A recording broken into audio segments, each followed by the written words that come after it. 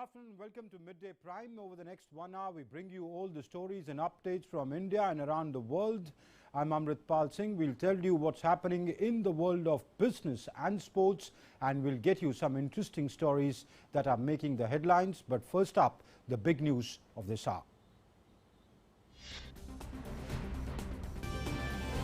India's reciprocal conditional travel norms for UK citizens begin today. They include mandatory 10-day quarantine and RT-PCR test on arrival at the airport. British travel rules for Indian citizens also kick in from today.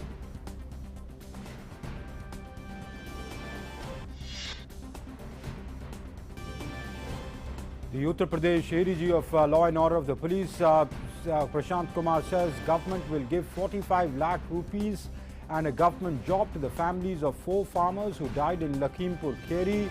Uttar Pradesh Chief Minister Siddharthnath Singh says the government is taking the matter seriously.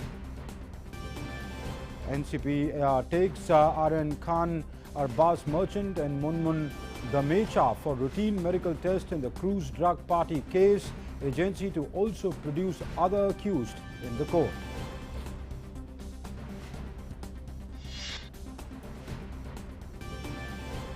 India's active caseload at lowest numbers in 200 days, 90.79 crore vaccine doses administered so far in the country. Health Minister Mansukh Mandviya launches ICMR's initiative of drone response and outreach in Northeast to increase immunization coverage. Foreign Secretary Harshvi Sringla calls on Sri Lankan Prime Minister Mahinda Rajapaksa. Also delivers his remarks at the inauguration of the Indian Development Cooperation Project at Temple Trees in Colombo.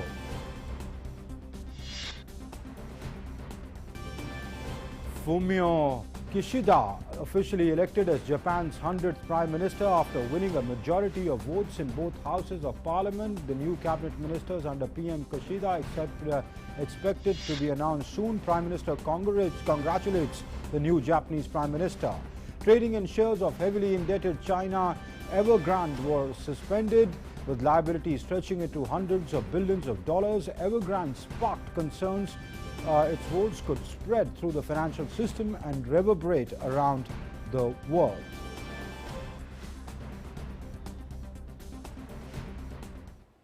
So those were the headlines we are tracking at this hour, and now let's begin with the big news of the hour.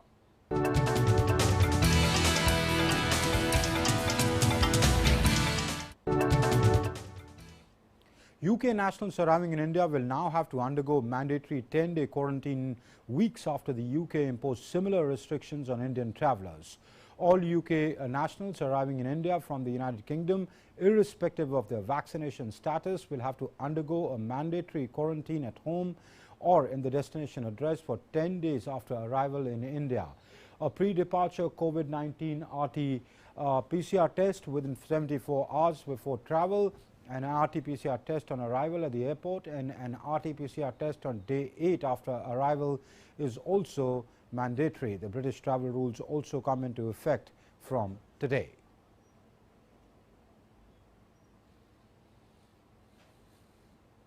The Narcotics Control Bureau has taken Aryan Khan, the son of Shah Rukh Khan, Arbaz Merchant and Munmun Damecha for routine medical test at JJ Hospital, after which they are likely to be produced before a magistrate in the cruise drug party case. The agency will also produce other accused in the court. Meanwhile, more suspects have reportedly been detained. However, no official confirmation is made from the agency. Earlier on Sunday, the Narcotics Control Bureau arrested Aryan Khan, son of Bollywood actor Shah Rukh Khan, and 7 others in connection with the seizure of banned drugs on board a cruise ship off Mumbai's coast. Drugs like MDMA, ecstasy, cocaine, MD and cannabis were recovered from the spot. And for more on that, my colleague Yogesh Sheetal is now joining us from Mumbai for more on that story. Yogesh, first of all, how long before the accused are produced in the court? Anything that you're getting on that? See, a couple of minutes back, they have been taken back to the NCB office where I'm standing right now. You can see behind me. The medical tests have been conducted, and now they have been taken back to the agency office. Probably the confrontation part is being happened because we know that within couple of hours they are going to be produced before the court, because the three out of 8 accused, their custody is going to end today, and the other 5 accused, they will be produced today before the magistrate court for the remand. So currently all accused are here only. They are expected to be to produce before the court in next some time. Also, one important thing is in this particular case, what we are getting from our sources, that more suspects have been detained by the agency. We know that yesterday massive raids were conducted in Navi Mumbai area, particularly in Belapur area. Also last year we had seen that some clashes were erupted between the agency officials and also some illicit drug peddlers. So the raids are currently underway at multiple locations, and you can say that multi-front informations are now being unfolded in this case, since the other people who are also in the cruise, they are also being questioned by the NCB. So the possibilities cannot be ruled out to arrest some more people by the NCB in this case as of now. But currently we are waiting when the accused will be produced before the court, and it will be very important to see whether NCB, the agency, demands further custody of the accused, or defense moves bail plea. As yesterday also we had seen that Manish Shinde, who is the defense advocate, had said that bail plea would be moved on behalf of Aryan Khan and also other accused, merchant and also other accused. Yeah. Yogesh, what does the law say? If the defense counsel moves the bail plea, are they liable to be let out on bail? What does the law say on that?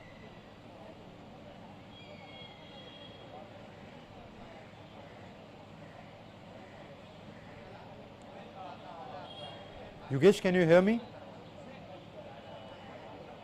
Yogesh, I was asking you if the defense counsel moves bail plea, what are the chances of a bail? What does the law say on that? Can they apply for bail so soon?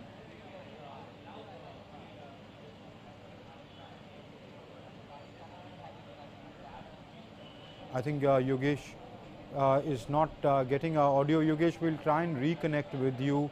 We'll have to drop it for the moment. You keep track of that news. We'll keep coming back to you. And moving on, let's now move on to our developing story.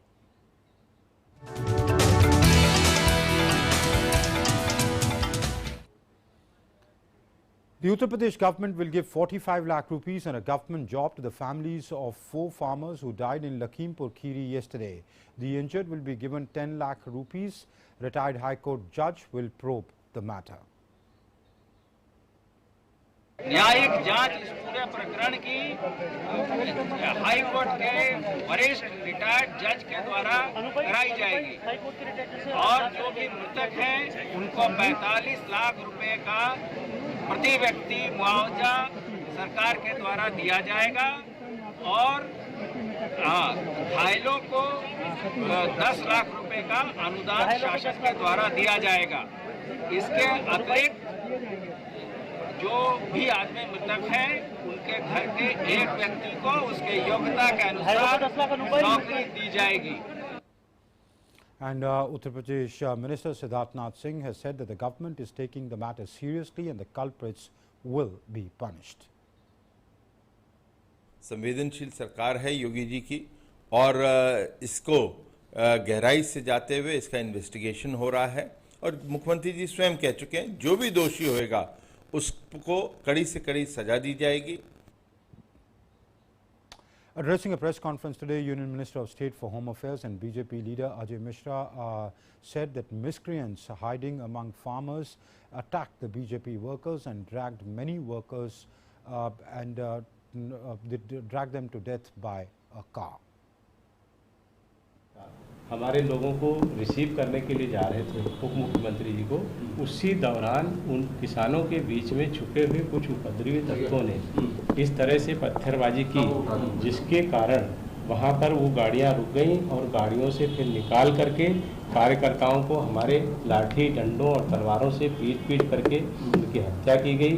गाड़ियों को सड़क से खाई में धकेल करके वहाँ पर उसको जलाया गया और भी दूसरी गाड़ियाँ जलाई गई, दूसरी गाड़ियों में तोड़फोड़ हुई। Further, Ajay Mishra said that the culprits must be penalized after investigating the matter.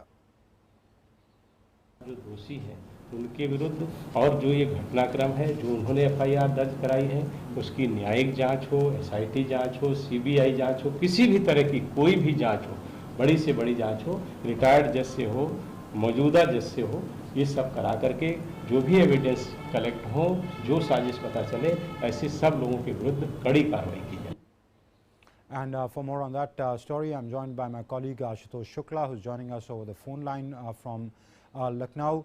Ashutosh, a lot of developments are happening in the matter. We hear that the UP government has now promised 45 lakhs to the next of kin of those dead, announced a government job for them, while there are allegations that miscreants beat up the BJP workers and, you know, sort of went on vandalism and killed them.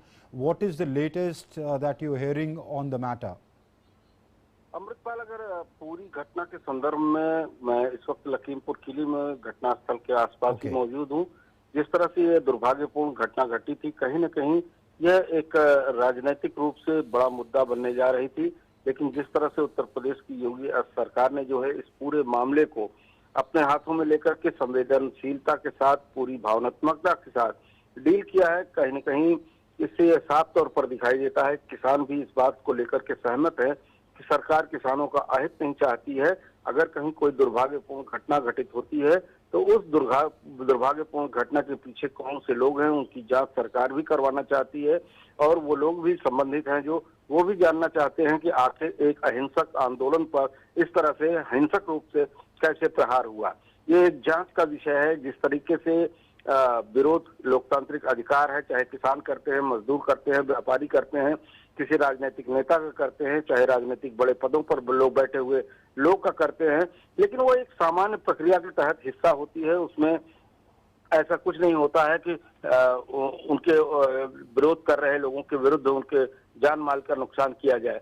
लेकिन यहाँ पर जो घटना सामने आई थी, प्रथम दृष्टया ही ये बात सामने आने लगी थी कि जिसने भी यह कार्य किया है वह न किसान आंदोलन से जुड़ा हो सकता है, न सरकार से जुड़ा हो सकता है, क्योंकि वह हिंसक प्रवृत्ति का है, वह असामाजिक तत्व है। और उस असामाजिक तत्व का पता लगाने के लिए आज दोपहर तक जो है उत्तर प्रदेश सरकार के वरिष्ठ अधिकारी, एडीजी लॉ एंड ऑर्डर और किसान नेता राकेश टिकैत के बीच इस बात को लेकर के सहमति बन गई कि एक वरिष्ठ जांच जो है इसकी कराई जानी चाहिए, गहराई से पड़ताल की जानी चाहिए और इसमें जो लोग दोषी हों उनको जो है दंडित किया जाना चाहिए। इसीलिए हाईकोर्ट के एक रिटायर्ड जज से इस संपूर्ण जांच को सौंपा गया है। और जहां तक जो है दुर्भाग्यपूर्ण तरीके से 8 किसानों की मौत हुई थी, उन किसानों को जो है मुआवजे की बात थी, उनके भरण पोषण की जिम्मेदारी थी, उसको भी सरकार ने पूरी तौर पर निर्वाह किया है। उनको 45 लाख रुपए का सहायता दी है और उसके साथ में परिवार के एक सदस्य को सरकारी नौकरी देने का भी वादा किया है। इस तरह से कल से लेकर के आज तक जो घटनाक्रम बीता है, इस पूरी संपूर्ण घटना को जो है कहीं न कहीं पटाक्षेप होता दिखाई देता है।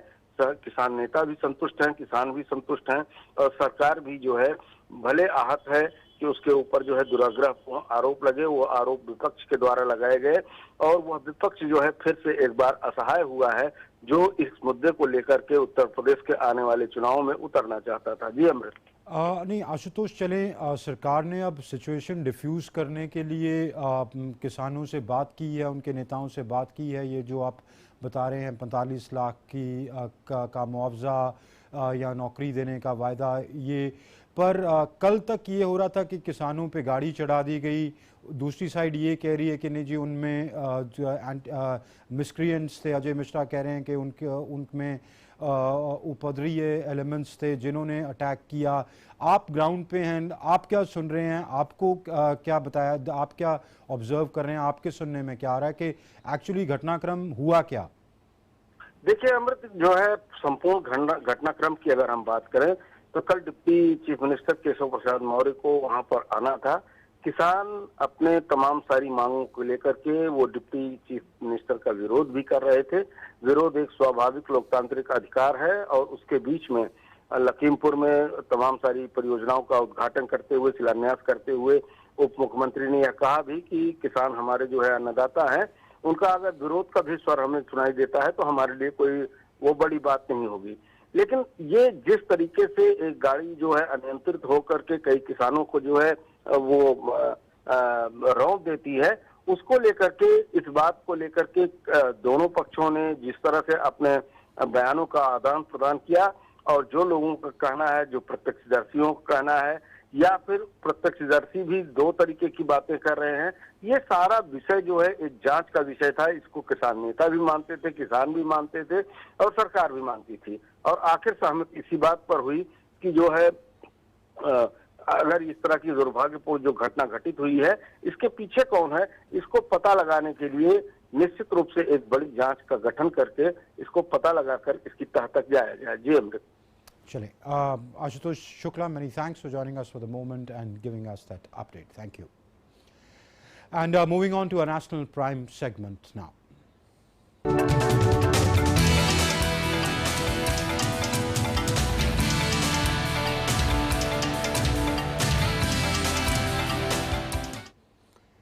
Defence Minister Rajnath Singh attended a program in Delhi to felicitate the awardees of the Dare to Dream Challenge and the young scientists of DRDO. Defence Minister said that with 60% of population of youth of our country is the most youthful country of the world. Our youth are fully prepared not only to fulfill the needs of the day but also the aspirations of tomorrow. हमारा देश अपने अनुभवों और अपनी संस्कृति में सबसे पुराना और उम्र में सबसे युवा देश है।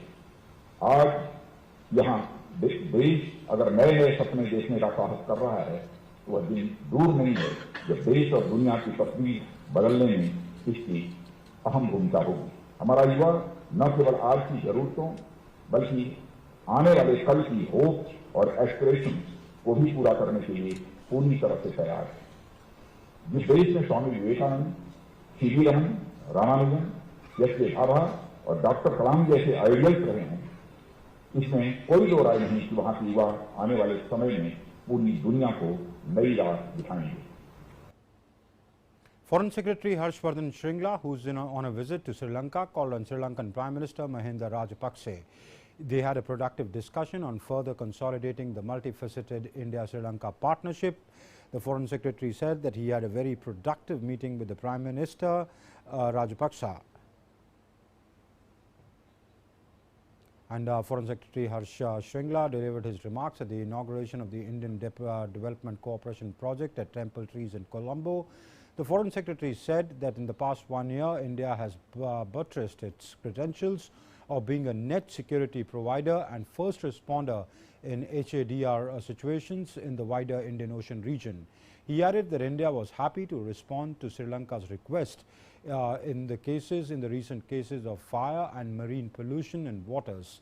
The Indian Navy also deployed its assets for rapid delivery of medical grade oxygen to Sri Lanka in August to deal with its COVID situation. He also expressed hope that in the coming months the two sides will be able to complete some of the remaining projects like the Dambulla cold storage plant, the trilingual school at Polon Aruva and the school of Kandiyan dancing at Palikele, whose progress has been impeded by the restrictions imposed by COVID-19 and the attendant administrative challenges. Referring to his visit to Trincomalee and Jaffna, the Foreign Secretary said,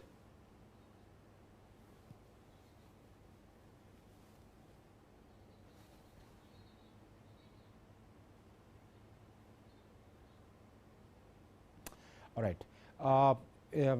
For now, an update on COVID-19 situation from across the country. India continues to battle the COVID-19 pandemic. According to the latest update by the Health and Family Welfare Ministry, recovery is further improved while the active cases declined. 26,718 recoveries were recorded in the last 24 hours, has increased the cumulative tally of recovered patients to 3,31,21,247.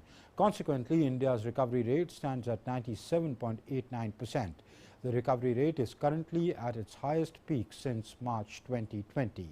The active cases in the country account for less than 1% of the total cases, which is currently at 0.78%, the lowest since March 2020. Sustained and collaborative efforts by centre and the states and union territories continue the trend of less than 50,000 daily new cases that are being reported for 99 consecutive days now. In the last 24 hours, India has reported 20,799 new cases. The active caseload is presently at 2,64,458, which is the lowest in 200 days. Active cases presently constitute 0.78% of the country's total positive cases. The weekly positivity rate remains below 3% for the last 101 days and is currently at 1.63%. Daily positivity rate is also less than 3% for the last 35 days and is now at 2.1%. The testing capacity in India has also been ramped up. More than 57.42 crore samples have been tested so far across the country. With the administration of 23,46,176 vaccine doses in the last 24 hours, India's COVID-19 vaccination coverage exceeded 90.79 crore mark. Cumulatively, 90 crore 79,32,861 beneficiaries have been vaccinated so far. This has been achieved through 88,05,668 sessions. More than 89.89 crore vaccine doses have been provided to states and union territories. Over 5.67 crore balance and unutilized vaccine doses are still available with the states and union territories.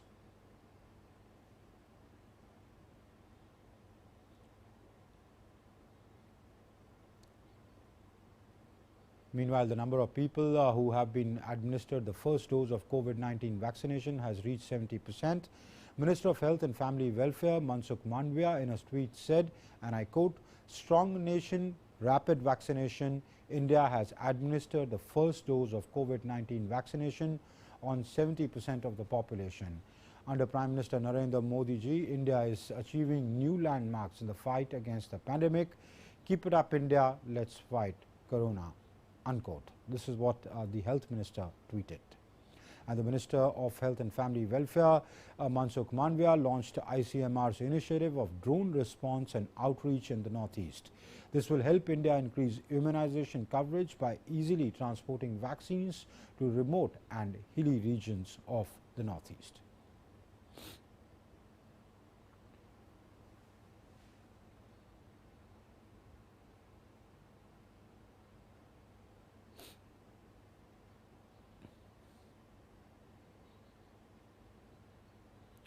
After 18 months of the pandemic-driven shutdown, all schools in Mumbai for classes 8 to 12 will reopen today with all COVID-19 protocols. As per the SOP, parent consent is necessary for students to attend the school. Before starting school, it is necessary that all teachers and non-teaching staff in the school are vaccinated. Otherwise, 48 hours prior to the RT-PCR test for COVID-19 should be done. No one other than students and school staff will be allowed to enter the school premises except for urgent work. Also, masks are mandatory for everyone all the time.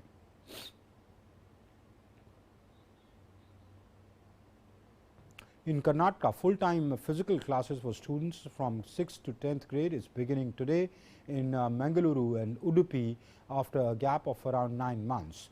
Due to the COVID pandemic, classes were being held only till afternoon or in the afternoon session. All educational institutions are directed to hold classes under COVID guidelines. Excuse me. Physical hearing of cases in Jharkhand's High Court resumed from today, 3 days after district courts in the state began physical hearings in line with directions issued by the High Court's Registrar General last week. Hearings were taking place virtually in the courts since March last year when the first wave of COVID-19 pandemic hit. During physical hearings, COVID-19 protocols such as maintaining social distancing and wearing face masks will have to be adhered to.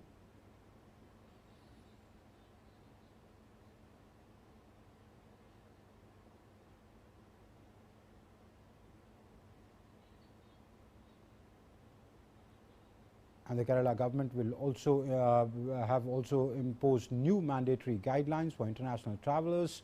According to the new guidelines, travellers from UK will have to undergo 10-day quarantine at home or destination address. Passengers from South Africa, Brazil and Europe will have to undergo a 7-day quarantine mandatorily on arrival. Besides, all international travellers, irrespective of their vaccine status, will have to take the RT-PCR tests on reaching the airports in the state. Travellers from other countries will have to undergo self-monitoring for 14 days if they test negative in the RT-PCR test. Samples of passengers from countries like Botswana, the United Kingdom, New Zealand, South Africa, Brazil, European nations of West Asia, Bangladesh, China, Mauritius and Zimbabwe will be sent for virus mutation tests. A total of 3 RT-PCR tests are required for international passengers to the state, one prior to 72 hours of the journey, the second on arrival at the airport in the state, and the third 8 days after arriving in the state. Time for us to slip into a short break. We'll be back in a moment. Stay tuned.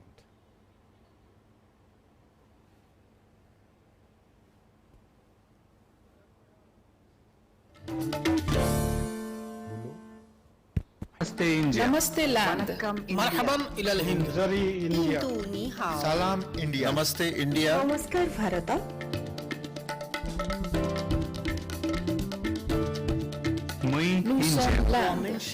नहनु हुनूर India माँ हिंदी हस्ती हिंदियानी सलाम Hindustan we are India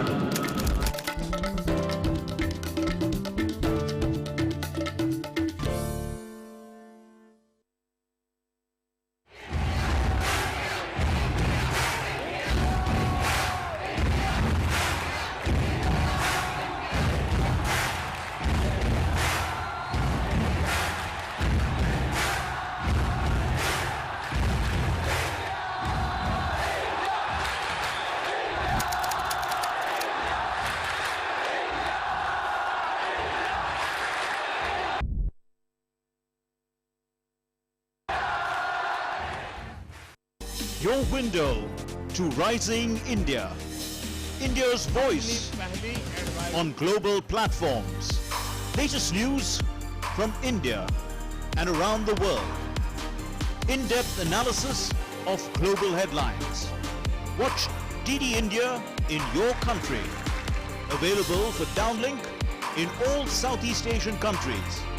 STTV broadcast is available through the satellite GSAT 17 at 93.5 degrees east. HDTV broadcast is available through the satellite GSAT 10 at 83 degrees east. For technical details, scan here. Switch to DD India now.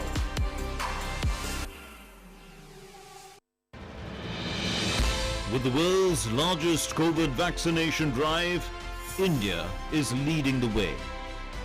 As the vaccine reaches every corner of the nation, do not forget the mantra, Dawai bhi, Kadai bhi. Let's continue our fight against COVID-19. Vaccination along with social distancing, sanitization and masks. Mask up, India! Put your mask on and cover your nose and be safe. Mask Up India.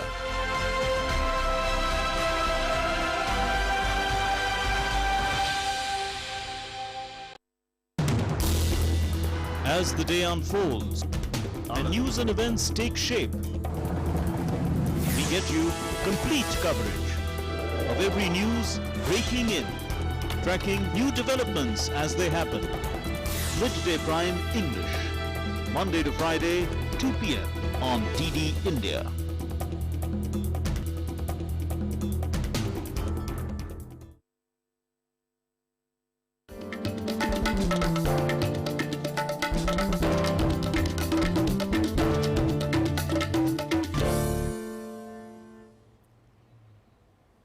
Welcome back. You're watching Midday Prime. I'm Amritpal Singh, and in Midday Prime, it's time for news and updates from the world of business.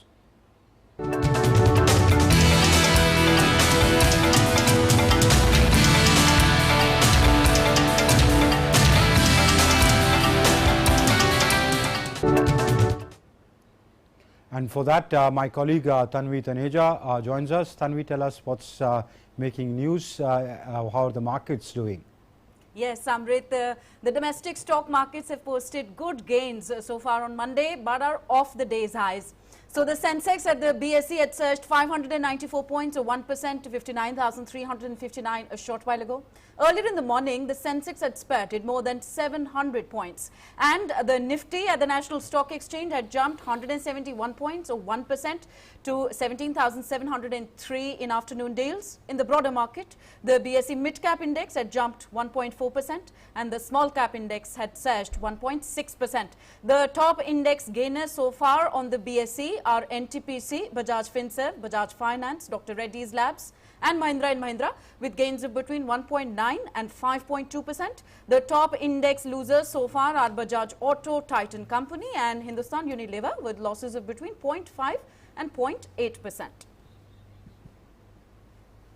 But other key Asian markets have lost ground on Monday as concerns about China's property sector and inflation worries offset upbeat US data and positive news on new drugs to fight the coronavirus. So MSCI's broadest index of Asia-Pacific shares outside Japan fell 0.3%.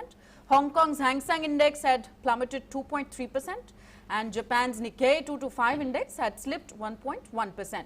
The Chinese and South Korean stock markets are closed for holidays.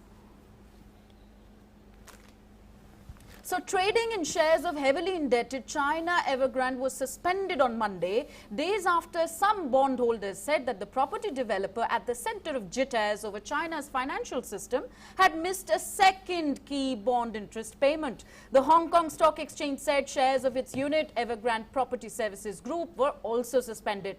The boss didn't say why trading in the company's stock markets had been halted, and it was unclear who had initiated the suspension.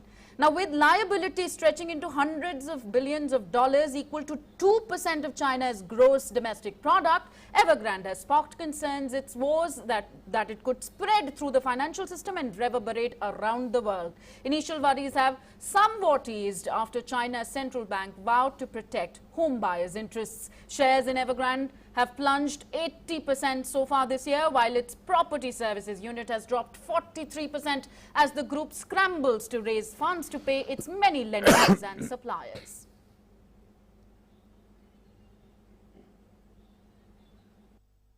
Across in the United States, economic data released on Friday showed increased consumer spending, accelerated factory activity, but also high inflation.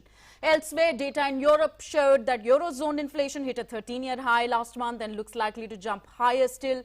There are fears that global inflation could persist for longer than expected, given a continued rise in commodity prices and ongoing supply disruptions in many parts of the world. Further, higher energy prices are fanning inflation in several emerging markets, testing the resolve of their central banks and risking stymieing growth in Hungary, Poland and the Czech Republic, and more currency weakness in Turkey. Moving on, back home at the forex market, the rupee had weakened 5 paise against the dollar in opening trade on Monday, in line with dollar strength in the overseas market. Later in afternoon deals, the rupee had depreciated 20 paise to 74 rupees 32 paise against the dollar. At the multi-commodity exchange, gold had dropped 3 rupees to 46,283 rupees per 10 grams. Silver had lost 184 rupees to 60,366 rupees per kilo. And global crude oil prices fell on Monday ahead of a meeting by OPEC and its allies, which may determine whether a recent rally in prices amid supply shocks and a recovery from the COVID-19 pandemic will be sustained. Brent crude was down 14 cents or 0.2% to $79.14 a barrel. US oil dropped 15 cents or 0.2% to $75.73 a barrel. Oil prices have risen in recent weeks due to supply disruptions and a rise in global demand, pushing Brent last week above $80 to a near 3-year high. And as we wind up our Business Prime segment, good news keep coming in from the Dubai Expo. The UAE government has committed to invest $75 billion worth sovereign funds in India, and the two partners have shared vision for clean energy as they are working together to start manufacturing of equipment for solar power. Commerce Minister Piyush Goyal said in Dubai on Saturday. Addressing a news briefing on the second day at Expo 2020 Dubai, Goyal said his engagements with the UAE businessmen and investors on Friday were truly fabulous. So we look forward to further good news coming from Dubai Expo in the days to come. For now, back to you, Amrit. Well, thank you, Tanvi, for that. And now it's time to take a look at what's making news across the globe.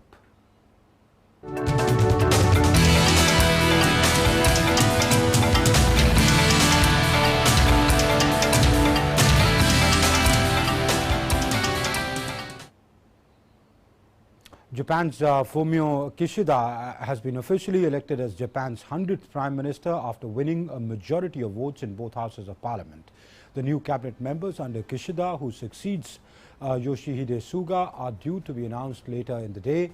Kishida, a former foreign minister with an image as a low-key consensus builder, was chosen last week to lead the ruling Liberal Democratic Party, beating three other contenders to take the post and ultimately, based on the party's majority in parliament, the premiership.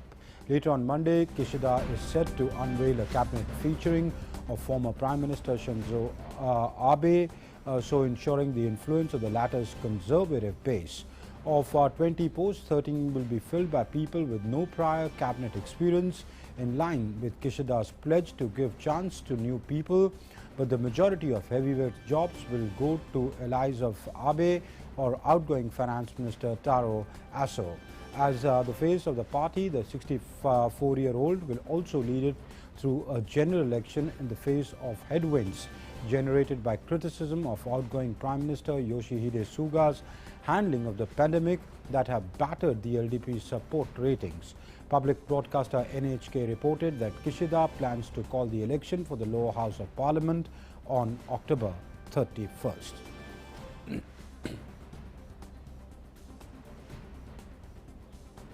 And Prime Minister Narendra Modi has congratulated the new Japanese Prime Minister Kishida Fumio. Prime Minister Modi in a tweet said, congratulations and best wishes to new Prime Minister of Japan, His Excellency Kishida Fumio. I look forward to working with him to further strengthen the special strategic and global partnership and advance peace and prosperity in our region and beyond. Unquote. The British Army is beginning the delivery of petrol to fuel stations to help alleviate the ongoing crisis after fears over tanker driver shortages led to panic buying. Motorists queued up at fuel pumps across Britain last week, draining tanks and fraying tempers. The government says a lack of tanker drivers to deliver fuel and unprecedented demand is behind the crisis. The military drivers have been put on standby last week and have since received specialized training. With an acute shortage of truck drivers straining supply chains to breaking point, the government said on Friday that 200 military tanker personnel, 100 of which are drivers, completed training over the weekend, will start deliveries today. The government also announced that up to 300 overseas fuel tanker drivers will also be able to work in the United Kingdom immediately until the end of March. Temporary visas are also being offered to 4,700 food haulage drivers who are able to arrive from late October and leave by 20th February 2022.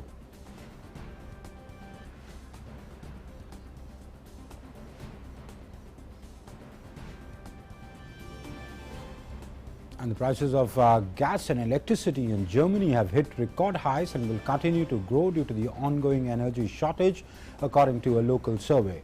Results of the survey conducted by the local portal websites Verivox and Check24 showed that German consumers will pay more for gas and electricity. A total of 50 suppliers have raised the gas price or plan to raise the price with an average increase of 11.5%. It means that for a family that consumes 20,000 kilowatt of watt hours of gas annually will have to pay 172 euros more on the top of the previous payment of 1,516 euros. Meanwhile, the electricity price in the country has also reached a record high. 8 electricity suppliers have raised prices or announced increases with an average increase of 3.7%. For a household that consumes 5,000 kilowatt hours of electricity a year, it means they have to pay an extra 63 euros a year.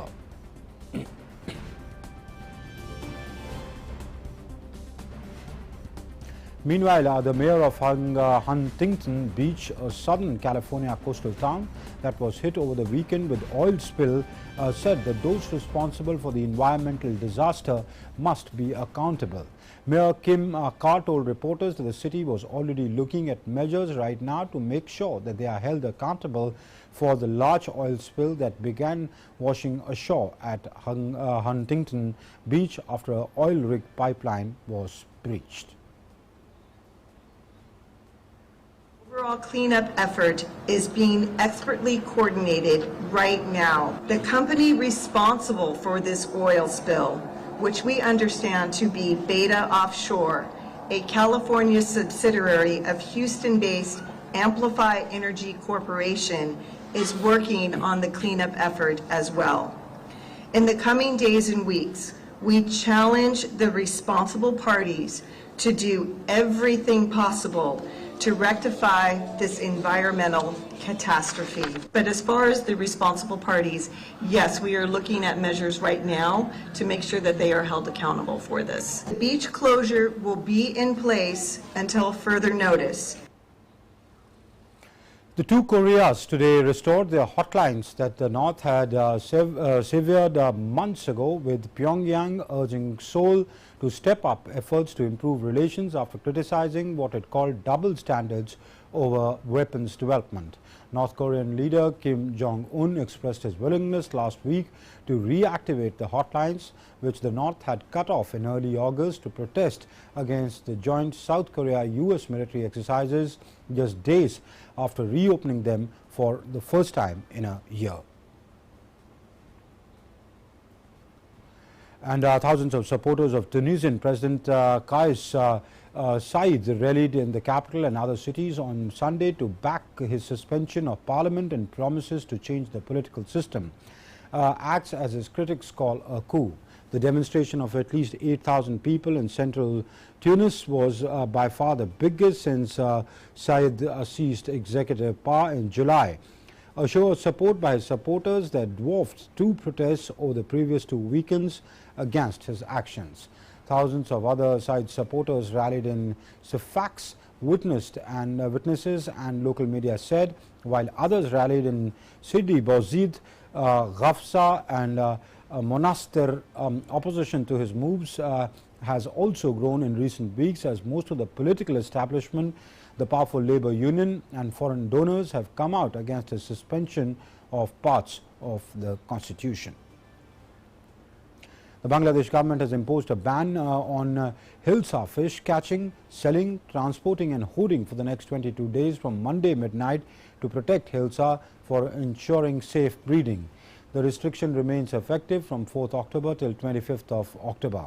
A combined special drive launched by the Ministry of Fisheries and Livestock.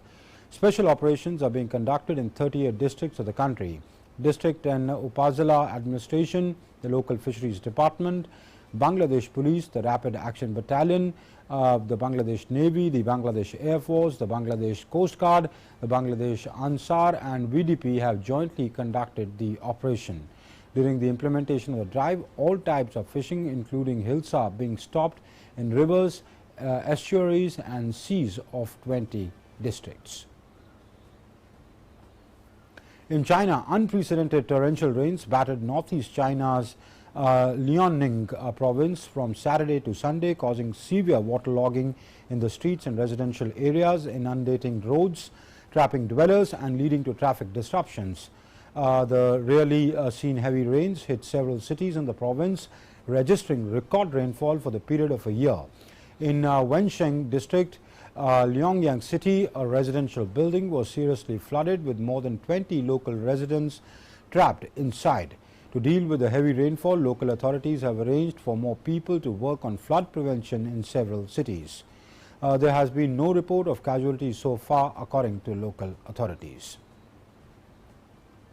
At least 9 persons were killed in Oman and Iran on Sunday as tropical cyclone Shaheen struck parts of their coastlines. 2 people died in a landslide and a child in a flash flooding in Oman. National Committee for Emergency Management said that rescue teams pulled the bodies of 2 Asian workers from their home hit by a landslide in the Rusal industrial area of Muscat province. Flights were suspended and schools remained closed. Oman declared a 2-day national holiday and shut schools due to adverse climate conditions. In Iran, 6 people were killed at the Chabahar port in the southeastern province of Sistan, Balochistan. Provincial Governor Hussein Modarres Khiabani said that infrastructure, including electrical facilities and roads, were damaged. The eye of the storm was 220 kilometers off the coast of the province. UAE was also on high alert. In Saudi Arabia, weather warnings have been issued for several regions across the country starting from today till Friday. Bahamian and Cuban authorities have intercepted hundreds of Haitians sailing to the United States and will send them back to Haiti. According to Cuban television, more than 400 Haitian migrants have arrived via boat on the coasts of its eastern and central provinces in recent weeks as they try to reach Florida. Cuba's government said that it would be repatriating the migrants to Haiti. The Royal Bahamas Defense Force said that it had deployed patrol vessels to southeast Bahamas to defend against a migrant surge from Haiti, the poorest country in Americas, which is grappling with a deepening humanitarian and political crisis. Those vessels had intercepted more than 1,000 Haitians over the past 10 days, as per the Defense Force. Around 30,000 Haitians arrived in the U.S.-Mexico border in the recent weeks, seeking to claim asylum in the U.S. U.S. authorities have expelled around 5,000 back to Haiti. The European Union Foreign Policy Chief Josep Borrell spoke about Afghanistan situation, which is experiencing a serious humanitarian crisis. He said the Taliban government's behavior was not very encouraging and any economic collapse in Afghanistan would raise the risk of terrorism and other threats. The EU diplomat, who is in Riyadh following visits in Qatar and UAE, said he briefed his partners on the prospects of restarting nuclear talks and exchanged views with Saudi officials on Yemen and Afghanistan. The EU has increased humanitarian aid to Afghanistan since the Taliban took power, but halted development assistance. Such move has also been taken by other countries and the World Bank. Well, the World Habitat Day is being observed today. It's marked on the first Monday of October each year and is recognized by the UN to reflect on the state of towns and cities and on the basic right of all to adequate shelter. The theme World Habitat Day this year is Accelerating Urban Action for Carbon-Free World. It is to recognize that cities are responsible for some 70% of the global carbon dioxide emissions. The Secretary General of UN, Antonio Guterres, has tweeted and said that by 2050, over 1.6 billion urban residents may have to survive to average summertime highs of 35 degrees centigrade. On World Habitat Day, let's commit to sustainable urban action for the benefit of our planet and all the people. And now it's time for stories from the world of sports.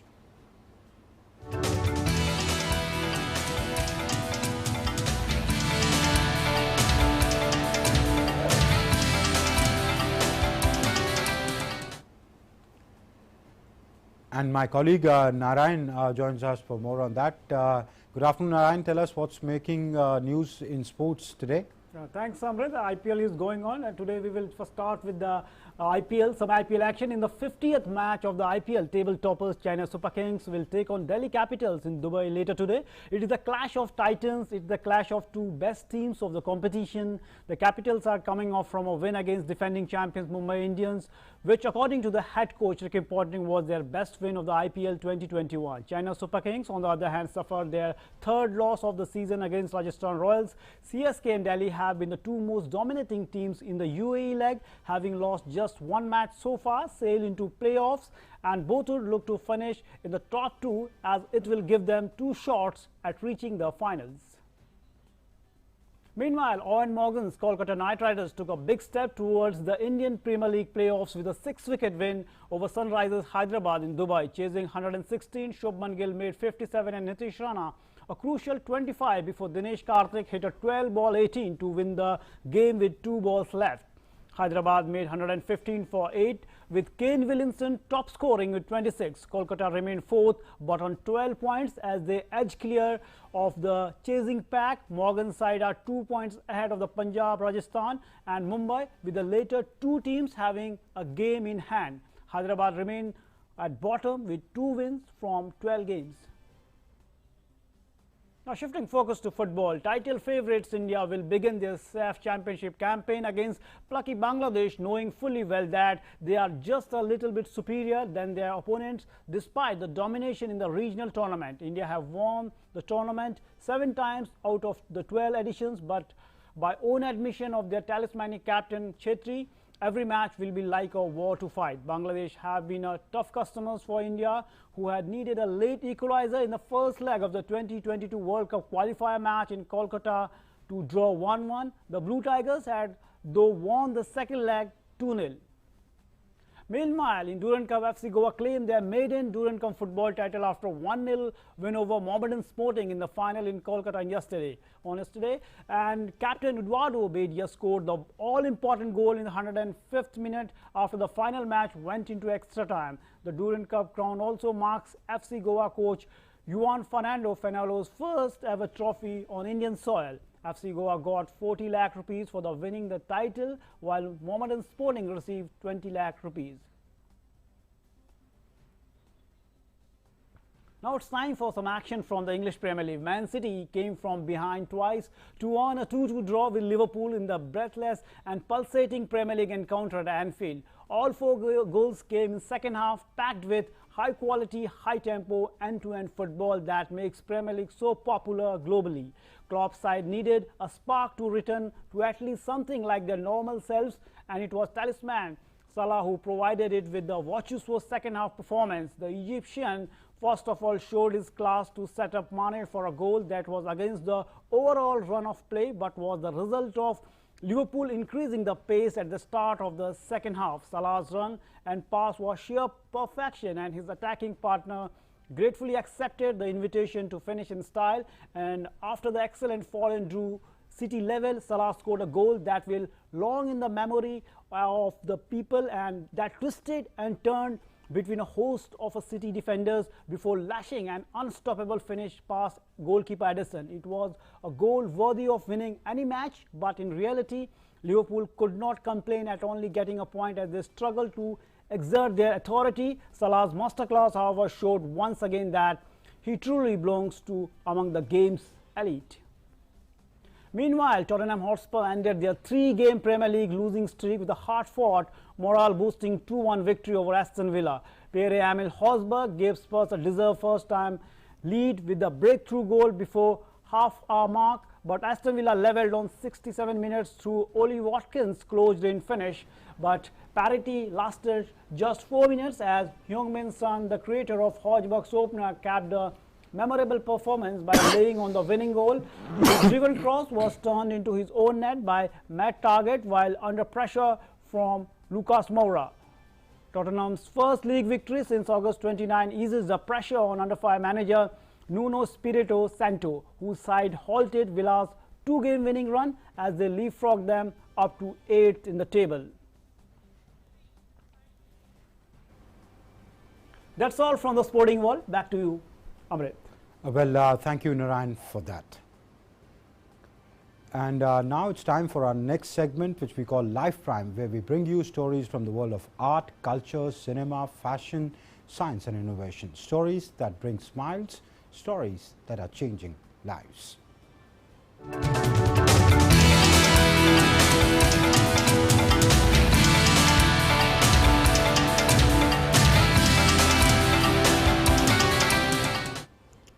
In Indonesia is keen to send a message about the world's worsening ocean plastics crisis. The environmentalists have created a museum made of entirely from plastics to convince people to rethink their habits and say no to single-use bags and bottles. The outdoor exhibition in the town of Gresik in East Java took 3 months to assemble. From bottles and bags to sachets and straws, the centerpiece is made up of more than 10,000 plastic waste items, all collected from polluted rivers and beaches. The centerpiece and a statue called Devi Sri, which means goddess of prosperity, widely worshipped by the Javanese.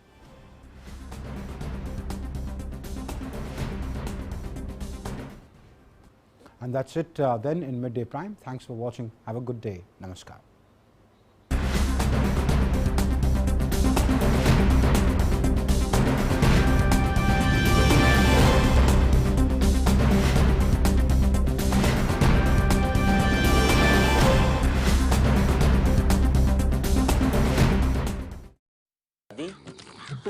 दादी के जाने से पहले